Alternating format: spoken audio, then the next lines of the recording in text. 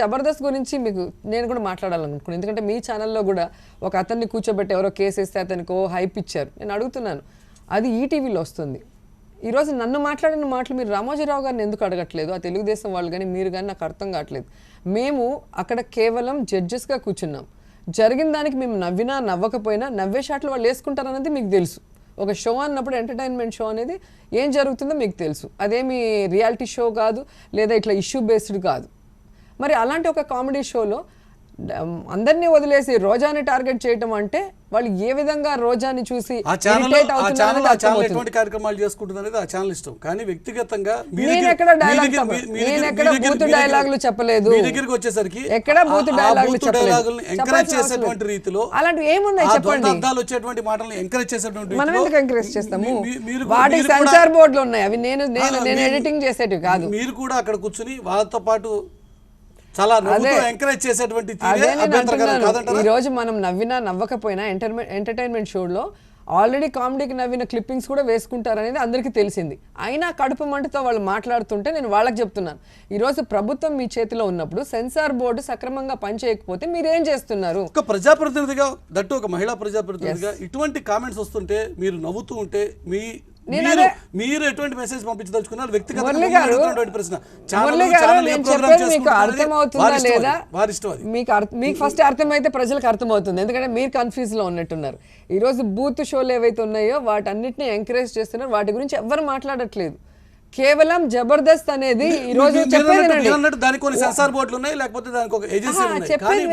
నేను ప్రజాప్రతినిధిగా నేను చేసే షో డీసెంట్ షో, అది బూత్ షో కాదు, ఫ్యామిలీ చూసే షో.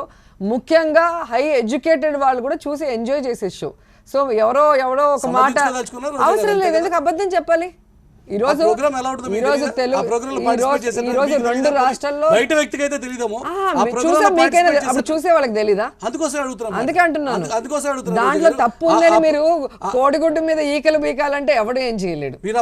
కోడిగుడ్డు మీద ఈకలు పీకాలి అంటే మురళి గారు ఎవరు ఏమీ చేయలేరు. ఈ రోజు 10 మందికి నవ్వును పంచి ఈరోజు వాళ్ళ ఆరోగ్యాన్ని పెంచుతుంది కాబట్టి, ఒక హెల్తీ షో కాబట్టి 4 ఏళ్ళు సక్సెస్ఫుల్గా వెళ్ళింది. కానీ ఈరోజు దానికి కాంపిటీషన్గా వచ్చిన షోలు 10 రోజులు, 1 నెల, 2 నెలల్లో ఎగిరిపోయినాయి. సో బూత్ చేసిన వాళ్ళందరూ ఎలా ఎగిరిపోయారో చూశారు. ఎప్పుడు హెల్తీ కాంపిటీషన్ ఉంటేనే, హెల్తీ షో అయితేనే ఫ్యామిలీస్ చూస్తాయి. అది ఫస్ట్ మీరు తెలుసుకోండి. ఎక్కడో ఏదో ఉందని భూతద్దంలో ఎతికి దాన్ని రోజాకి అంటగట్టాలి అంటే ఎవరు ఏం చేయలేదు. రోజా గారు మీరు ఒక ప్రజాప్రతినిధిగా ఉన్న అటువంటి కార్యక్రమంలో పార్టిసిపేట్ చేయడానికి మీరు సమర్థించుకుంటారు. నేను తప్పు చేయలేదు కాబట్టి, అది తప్పైన షో కాదు కాబట్టి సమర్థించుకోవడంలో తప్పలేదు. సో ప్రజాప్రతినిధిగా ఉన్న, ఒక మహిళా ప్రజాప్రతినిధిగా ఉన్న అటువంటి ద్వంద్వ అర్థాలు వచ్చేటువంటి ఒకటి రెండు చెప్పండి ఏదో. మరి బూత్ డైలాగులు మీకు ఏది బూత్ అని నాకెలా తెలుస్తుంది? మీ డిక్షనరీలో ఏది బూత్ చెప్పండి, నాకు తెలియదు. ఈ రోజు మేము అమ్మ అంటే బూత్ అంటున్నారు, ఆ పక్క వాళ్ళు బూత్ మాట్లాడితే అది పవిత్రమైనది అంటున్నారు. కాబట్టి మీ డిక్షనరీలో రోజా మాట్లాడిన మాట ఏది బూత్, లేదా నేను నవ్వినప్పుడు ఏ డైలాగ్ బూతో మీరు చెప్తే నాకు ఒక క్లారిటీ వస్తుంది. నేను కూడా వాళ్ళకి చెప్తాను. సమర్థించుకోదలుచుకుంటే సమర్థించుకుంటాను, మీ వ్యక్తిగత వ్యవహారం. కానీ ఎన్నిసార్లు అడిగినా ఒకే ఆన్సర్ వస్తుంది. మీరు ఎన్నిసార్లు అడిగినా కూడా అదే ఆన్సర్ వస్తుంది. ఎందుకంటే ఈరోజు ఒక తప్పైన షో అయితే రామోజీరావు గారు ఎంకరేజ్ చేయరు. ఈటీవీకి ఒక బ్రాండ్ ఉంది. అలాగే ఒక తప్పైన షో అయితే శ్యాంప్రసాద్ రెడ్డి గారు తీయరు. అన్ని కోట్లు ఖర్చు పెట్టి ఆయనకి తీసి చెడ్డ పేరు తెచ్చుకోవాల్సిన అవసరం లేదు. ఈరోజు జడ్జిలుగా ఉన్న మేమిద్దరం ఏమి చిన్న పిల్లలం కాదు, రోడ్డు నుంచి వచ్చిన వాళ్ళం కాదు.